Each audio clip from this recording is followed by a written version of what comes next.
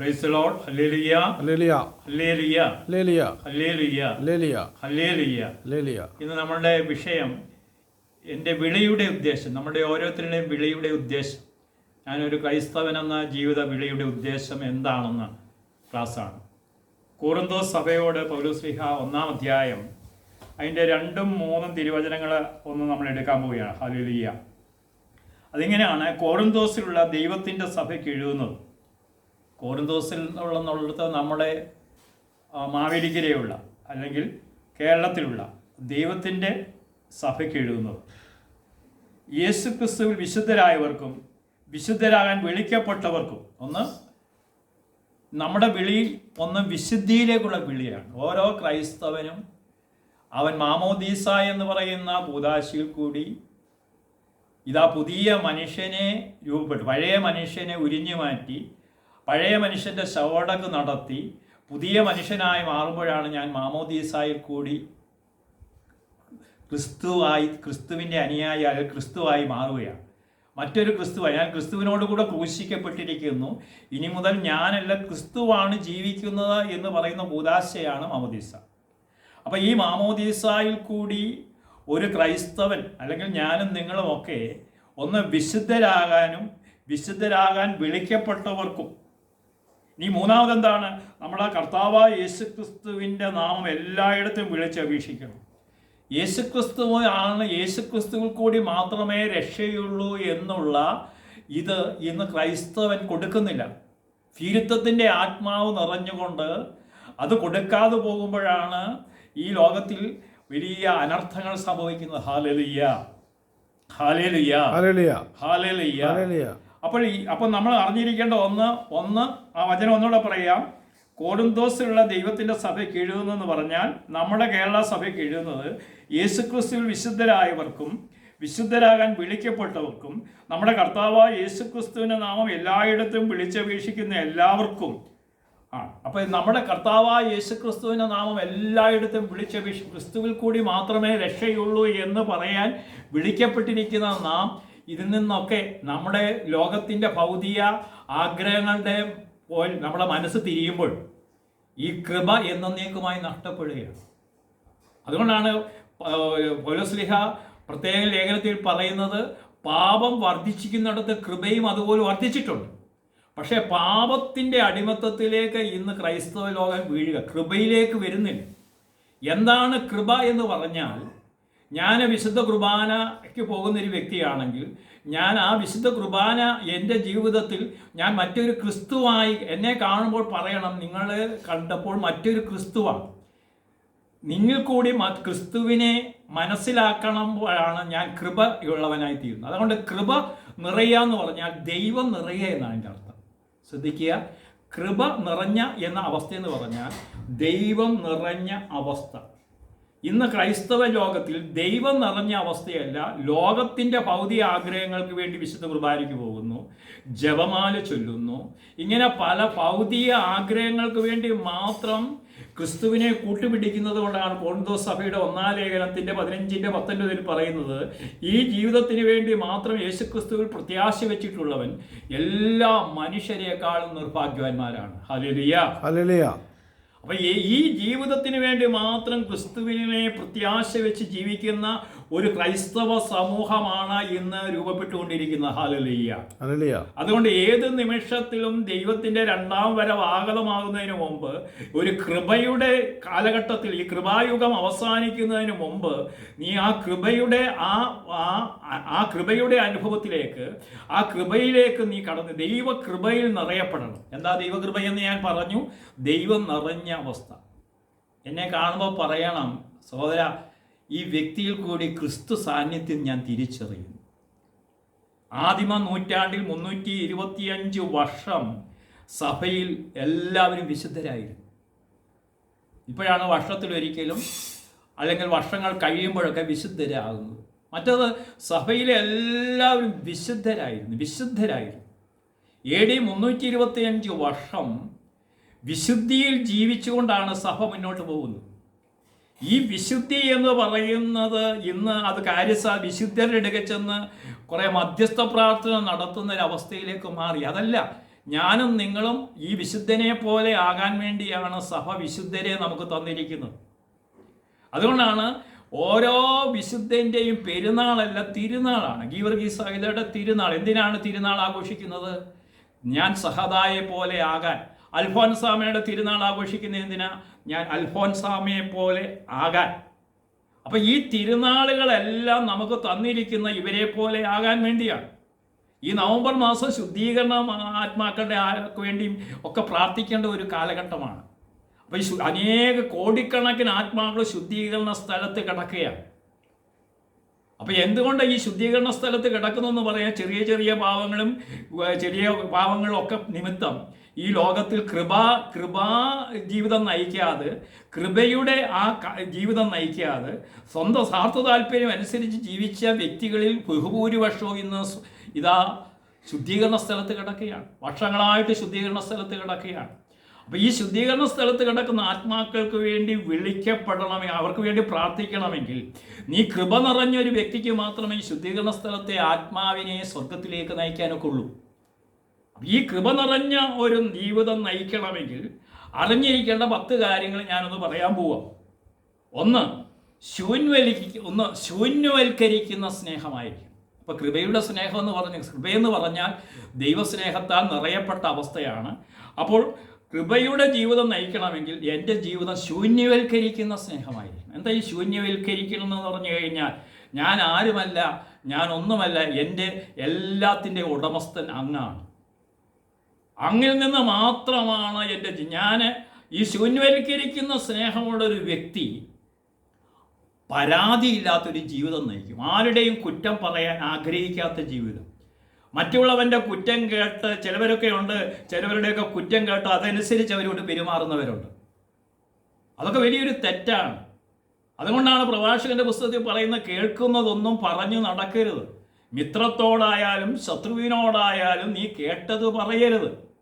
കേട്ട കാര്യം നീ അവനോട് ചോദിക്കണമെന്നാണ് പ്രഭാഷകൻ 19:13 പറയാണ്. ഒരു കാര്യം ഒരാൾ ചെയ്താൽ ആ കേട്ട കാര്യം അവനോട് ചോദിക്കണം. അവനത് ചെയ്താൽ തന്നെ ചെയ്യാതിരിക്കട്ടെ എന്ന മനോഭാവമാണ് നിനക്കുണ്ടാകേണ്ടത്. അല്ലാതെ അതിൻ്റെ പേരിൽ അവനെ എടുത്ത് ക്രൂശിക്കുകയും വിമർശിക്കുകയും ചെയ്യുന്നത് ഒരു ക്രൈസ്തവ ജീവിതത്തിൽ ചേർന്നതല്ല. അപ്പം ഈ ക്രൈസ്തവ ജീവിതത്തിലെ ഈ പരാതികളും മറ്റുള്ളവൻ്റെ കുറ്റം പറയുന്ന വൈദികനായാലും മെത്രാനായാലും അൽമേനിയായാലും കുറ്റം പറയുന്ന ഒരു വ്യക്തിയിൽ ശൂന്യവൽക്കരിക്കുന്ന സ്നേഹമില്ല. ശൂന്യവൽക്കരിക്കുന്ന സ്നേഹം ഉണ്ടായിരുന്നെങ്കിൽ ആരുടെയും കുറ്റം പറയത്തില്ല. 3 വട്ടം തള്ളി പറഞ്ഞവനെ ഉയർത്തെഴുന്നേറ്റതിന് ശേഷം നീ തള്ളി പറഞ്ഞിട്ട് ഞാൻ ഉയർത്തെഴുന്നേറ്റെന്നല്ല ഈശോ പറഞ്ഞത്. തള്ളി പറഞ്ഞവനോട് 3 വട്ടം ചോദിക്കുക, നീ എന്നെ സ്നേഹിക്കുന്നോ? നീ എന്നെ സ്നേഹിക്കുന്നോ? നീ എന്നെ സ്നേഹിക്കുന്നോ? നീ ഇവരെക്കാൾ അധികമായി എന്നെ സ്നേഹിക്കുന്നോ? അപ്പോൾ പത്രോസ് എന്താ, നിനക്കെല്ലാം അറിയാം, ഞാൻ ഒരു ദുർബല നിമിഷത്തിൽ ഞാൻ തള്ളി പറഞ്ഞെങ്കിലും നിന്നോടുള്ള സ്നേഹം എത്ര വലുതാണെന്ന് നിനക്ക് അറിയാം, എല്ലാം അറിയാം. അപ്പോൾ ശൂന്യവൽക്കരിക്കുന്ന സ്നേഹം എന്ന് പറഞ്ഞാൽ ആരോടെയും പരാതി പറയാത്ത, ആരുടെയും പരാതി മറ്റുള്ളവരെ ഒരാളെ കുറിച്ച് പറയുന്നത് മനസ്സിൽ വെച്ചുകൊണ്ട് പെരുമാറുന്ന സ്നേഹമുള്ള ഒരു വ്യക്തിക്ക് എങ്ങനെ ഈ കൃപ നിറയും? ആ വ്യക്തിയുടെ മധ്യസ്ഥ പ്രാർത്ഥനയ്ക്ക് എന്തെങ്കിലും പ്രസക്തിയുണ്ടോ? പ്രിയ സഹോദരങ്ങൾ, നിങ്ങൾ ക്രിസ്തുവിനെ പോലെ ആകാതെ ഒരു ക്രിസ്ത്യാനിയാകുക എന്ന് പറഞ്ഞതിൻ്റെ അർത്ഥം എന്തോ? ക്രിസ്ത്യാനി എന്ന വാക്കിൻ്റെ അർത്ഥം ഞാൻ ക്രിസ്തുവിനെ പോലെ ആവുക എന്നുള്ളതാണ്. അപ്പോൾ ഒന്ന് ശൂന്യവൽക്കരിക്കുന്ന സ്നേഹമായിരിക്കണം എന്ന് പറഞ്ഞ്, ഒന്ന് ശൂന്യവൽക്കരിക്കുന്ന സ്നേഹമായിരിക്കണം. ഇതാണ് കൃപ. ഇനി രണ്ടാമത് സമർപ്പിക്കുന്ന സ്നേഹമായിരിക്കണം. പരിശുദ്ധ മാതാവിനെ പോലെ ഇതാ കർത്താവിൻ്റെ ദാസി, ഇതാ കർത്താവിൻ്റെ ദാസി പൂർണ്ണമായി അവളെ സമർപ്പിക്കുക. ഹല്ലേലൂയ, സമർപ്പണ മനോഭാവം. ഞാൻ ആരുമല്ല, ഞാൻ ഒന്നുമല്ല, എല്ലാം ദൈവമാണ്. ഇതാ സമർപ്പണം. നാഥാ സമർപ്പിക്കുന്നു, എന്നെ സമർപ്പിക്കുന്നു, പൂർണ്ണമായി സമർപ്പിക്കുന്നു. അതുകൊണ്ടാണ് നീ ബലി അർപ്പിക്കുമ്പോൾ ഞാനും എൻ്റേതും എന്നുള്ളത് മാറ്റിയിട്ട് ബലിപീഠത്തിൽ എനിക്കുള്ളതെല്ലാം ബലിപീഠത്തിൽ വെച്ച്, എനിക്ക് ഒരു കുടുംബം നയിക്കുന്ന വ്യക്തിയാണെങ്കിൽ ആ കുടുംബ ജീവിതത്തിലുള്ളവരെ എല്ലാം ബലിപീഠത്തിൽ വെക്കണം. നിനക്കുള്ളതെല്ലാം ബലിപീഠത്തിൽ.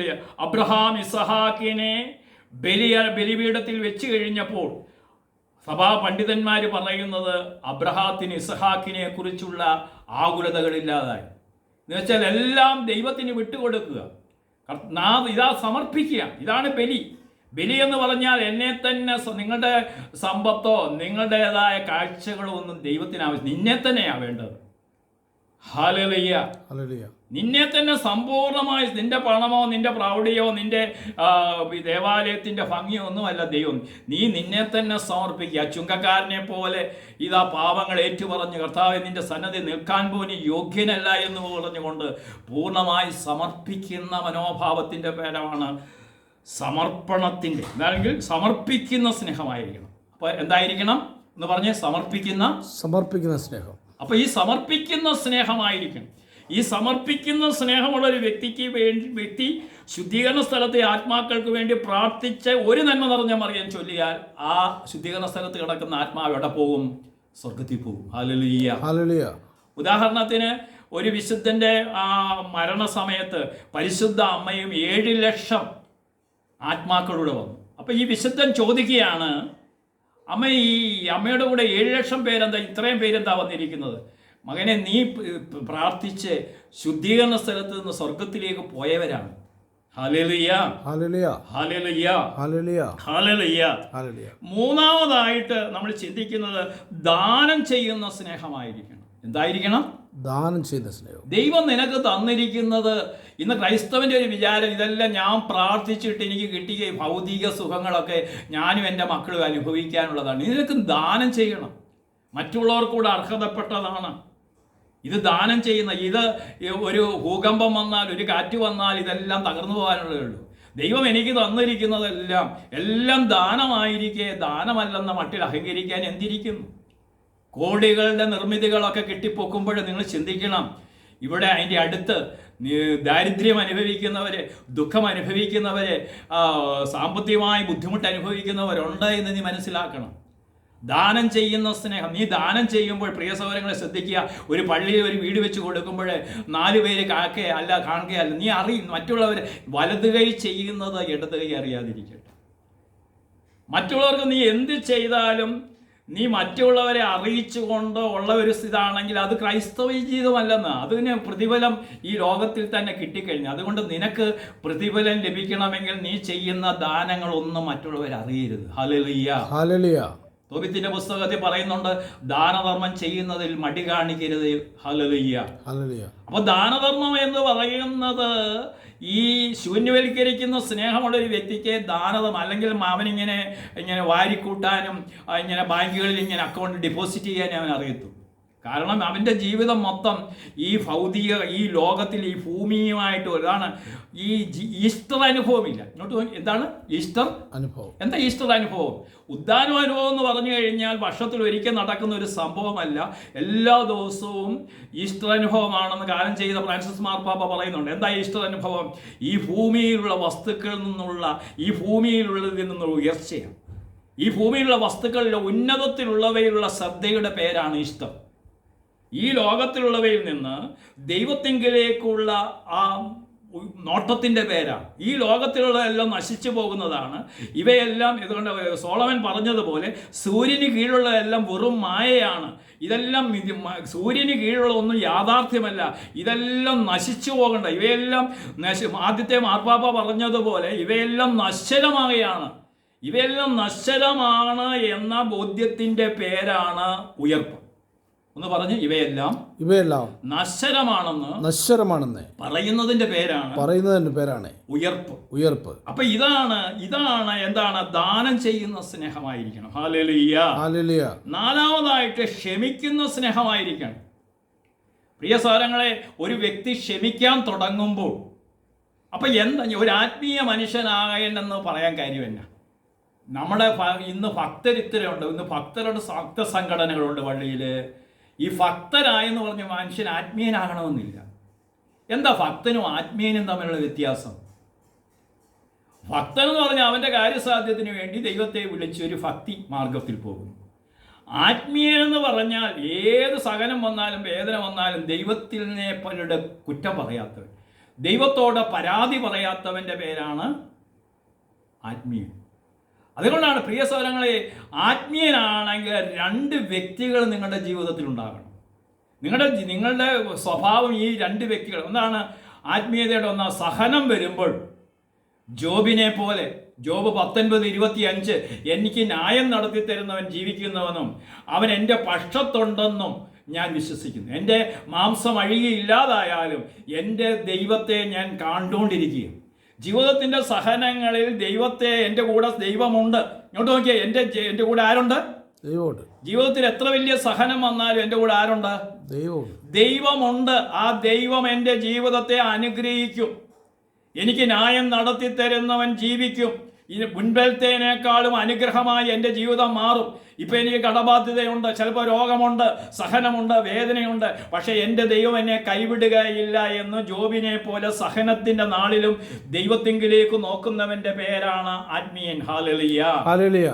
ഇനിയും 2, നമ്മളെ ശത്രുക്കളോടുള്ള സ്നേഹം എങ്ങനെയാണ്? കല്ലെറിയുന്നവരെ സ്തേഫാനോസ് അവർക്ക് വേണ്ടി മുട്ടുകുത്തി പ്രാർത്ഥിച്ചു. ഇവർ ചെയ്യുന്നതെന്തെന്ന് ഇവർ അറിയുന്നില്ല, ഇവരോട് ക്ഷമിക്കണമേ എന്ന് സഹനം വന്നപ്പോൾ പ്രാർത്ഥിക്കുന്ന മനോഭാവം നിനക്കുണ്ടെങ്കിൽ, ഹല്ലേലൂയ, നിനക്ക് ക്ഷമിക്കുന്ന സ്നേഹമുണ്ട്. ഈ ക്ഷമിക്കുന്ന സ്നേഹമുള്ള വ്യക്തിയാണ് ഒരു കൃപയുടെ ജീവിതം നയിക്കുന്നത്. Hallelujah, hallelujah, hallelujah, hallelujah, hallelujah. പെട്ടെന്ന് പറഞ്ഞു പോകണ. 5ാമതായി രമ്യതപ്പെടുത്തുന്ന സ്നേഹമായിരിക്കണം. അനുരഞ്ജനം എന്ന് പറഞ്ഞാൽ ദൈവത്തോടും മനുഷ്യനോടുമുള്ള അനുരഞ്ജനമാണ്. എല്ലാവരെയും ഭിന്നിപ്പിക്കുന്നതല്ല. പള്ളികളിൽ നിന്ന് പല ഗ്രൂപ്പുകളാണ്. ഇങ്ങനെ പല ഗ്രൂപ്പുകളല്ല, എല്ലാവരും ഒരുപോലെ രമ്യത, അനുരഞ്ജിതരായി തീർന്നിടാം. അനുരഞ്ജനം പല സ്വഭാവമുള്ള രീതിയല്ല വേണ്ടത്.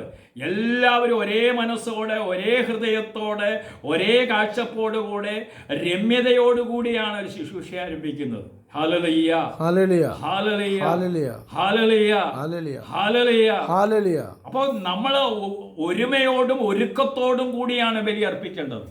ഒരുമയോടും ഒരുക്കത്തോടും കൂടെ ബലി അർപ്പിക്കുമ്പോഴാണ് വിശുദ്ധ കുർബാന ആഘോഷമായി മാറുന്നത്. ഹല്ലേലൂയ. അപ്പോൾ അതൊരു ആഘോഷിക്കേണ്ട രഹസ്യമായി മാറുകയാണ്. എന്താണ്? ഒരുമയുണ്ട്. നമ്മൾ കുർബാന ഇങ്ങനെ പറയും, ശബ്ദമുയർത്തി പാടിടുവിൻ, സർവരും ഒന്നായി പാടിടുവിൻ. സർവരും ഒന്നായി തീരുന്ന നിമിഷമാണ്. ഇവിടെ പാവപ്പെട്ടവനെന്നോ പണക്കാരനെന്നോ ദരിദ്രനെന്നോ ഒന്നും വ്യത്യാസമില്ലാതെ, ഭിന്നിപ്പുകളില്ലാതെ ബലിയിൽ പങ്കെടുക്കുന്നപ്പോഴാണ് വിശുദ്ധ ബലിയായി മാറുന്നത്. ഹല്ലേലൂയ. അതിനെന്ത് വേണം? രമ്യതപ്പെടുത്തുന്ന സ്നേഹമുണ്ടായിരിക്കണം. 6ാമതായി വളർത്തുന്ന സ്നേഹമായിരിക്കണം. എന്തായിരിക്കണം എന്ന് പറഞ്ഞ്? വളർത്തുന്ന സ്നേഹം. എന്താണ് ജോസഫ് എന്ന വാക്കിൻ്റെ അർത്ഥം തന്നെ വളർത്തുന്നവനെന്ന്. മറ്റുള്ളവരെ വളർത്തുക. ഈ ബൈബിള് തുടങ്ങുമ്പോൾ തന്നെ നിങ്ങൾ എന്താ കാണും? പുതിയ നിയമത്തിൻ്റെ ആരംഭം എന്നാ? പുതിയ നിയമം തുടങ്ങുന്നത് എന്താ? പിതാവായ ദൈവം പുത്രൻ തമ്പുരാനോട് പറയാ, ഇവൻ എൻ്റെ പ്രിയപുത്രനാകുന്നു, ഇവനെ ഞാൻ പ്രസാദിച്ചിരിക്കുന്നു എന്ന് പറഞ്ഞ്, ഇവൻ എൻ്റെ പ്രിയപുത്രനാകുന്നു, ഇവനിൽ ഞാൻ പ്രസാദിച്ചിരിക്കുന്നു. അതിന്റെ അർത്ഥം എന്നാ? ഇവൻ എൻ്റെ സ്നേഹം, പ്രിയപുത്രനാകുന്നു, അംഗീകാരം. ഇവനിൽ ഞാൻ പ്രസാദിച്ചിരിക്കുന്നു എന്ന് പറഞ്ഞാൽ എന്താ? സ്നേഹം, അംഗീകാരം, പ്രോത്സാഹനം. സ്നേഹം, അംഗീകാരം, പ്രോത്സാഹനം. ഇത് 3 ഒരു വ്യക്തിയിൽ ഉണ്ടാകുമ്പോഴാണ് അവിടെ എന്തായിത്തീരുന്നത്? ശ്രദ്ധിച്ച്, വളർത്തുന്ന സ്നേഹമാകും.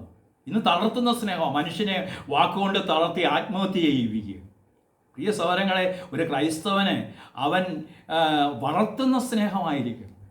ഞാൻ നിങ്ങളുടെ കൂടെയുണ്ട്. അതിൽ പൗലോസും സീലാസും കാരാഗ്രഹത്തിൽ കടന്ന് പ്രാർത്ഥിച്ചപ്പോൾ, കാരാഗ്രഹ വാതിലുകൾ തുറക്കപ്പെട്ടപ്പോൾ കാരാഗ്രഹത്തിൻ്റെ പാറാവുകാരൻ ആത്മഹത്യ ചെയ്യാൻ ശ്രമിച്ചു. എല്ലാവരും രക്ഷപ്പെട്ടെന്ന്. അപ്പോൾ പൗലോസ് പറഞ്ഞു, ഞങ്ങൾ പോയിട്ടില്ല, ഞങ്ങളെല്ലാവരും ഇവിടെ ഉണ്ട്, നീ സാഹസമൊന്നും ചെയ്യരുത്, ഞങ്ങൾ നിൻ്റെ കൂടെ ഉണ്ട്. സഹോദരാ, നിനക്ക് എത്ര ലക്ഷം കടബാധ്യതയുണ്ടോ, നിൻ്റെ മക്കൾക്ക് പഠിക്കാൻ ബുദ്ധിമുട്ടാണോ, നിൻ്റെ കൂടെ ഞങ്ങളുണ്ട് എന്ന് പറയുന്നതിൻ്റെ പേരാണ് വളർത്തുന്ന. ഈ സ്നേഹമൊന്നും ക്രിസ്തീയ ജീവിതത്തിൽ നഷ്ടപ്പെട്ടിരിക്കുക. Hallelujah, hallelujah. നമ്മളെ കണ്ടുപഠിക്കാൻ മറ്റുള്ളവർക്കൊന്നുമില്ല. പിന്നെന്തിനാ നിങ്ങൾ ഇങ്ങനെ? ഒരു പ്രഹസനമാണ് ക്രിസ്ത്യാനി എന്നൊരു പ്രഹസനമാണ്.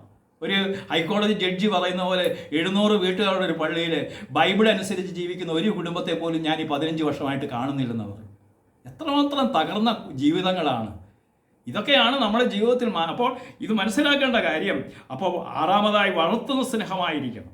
ഏഴാമത് കെട്ടിപ്പടുക്കുന്ന സ്നേഹമായിരിക്കണം. എന്തായിരിക്കണം?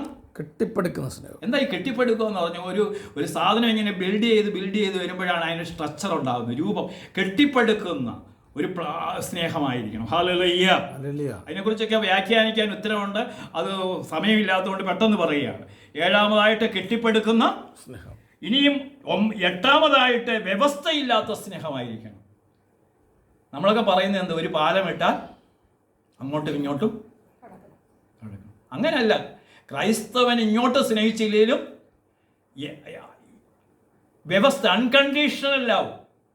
ഏതൊരവസ്ഥയിലും യാതൊരു വ്യവസ്ഥയില്ല. ഹല്ലേലൂയ. ഏതൊരവസ്ഥയിലും വ്യവസ്ഥയില്ലാത്ത സ്നേഹമായിരിക്കണം. വ്യവസ്ഥയില്ലാത്ത സ്നേഹമായിരിക്കണം. ഹല്ലേലൂയ. ഹല്ലേലൂയ. ഒൻപതായിട്ട് ഉടമ്പടിയുടെ സ്നേഹമായിരിക്കണം. എന്തായിരിക്കണം? പറഞ്ഞ്. ഉടമ്പടിയുടെ സ്നേഹം. ഉടമ്പടിയുടെ സ്നേഹമായിരിക്കണം. ഈ ബൈബിൾ മൊത്തം ഉടമ്പടി 8500 വാഗ്ദാനങ്ങളാണ്. ഈ വാഗ്ദാനങ്ങളിലെ അറിഞ്ഞിരിക്കേണ്ട ഒരു വാഗ്ദാനമാണ് ദൈവത്തിന്റെ വചനം ഒരിക്കലും പരാജയപ്പെട്ടിട്ടില്ല എന്ന് പറഞ്ഞ്. ദൈവത്തിന്റെ വചനം ഒരിക്കലും പരാജയപ്പെടാത്ത വചനം, അത് ദൈവമാണെന്ന ബോധ്യത്തോടു കൂടി ജീവിക്കണം. ഹല്ലേലൂയ. പത്താമതായിട്ട് ആയിരിക്കുന്ന അവസ്ഥയിൽ ഉൾക്കൊള്ളുന്ന സ്നേഹമായിരിക്കണം.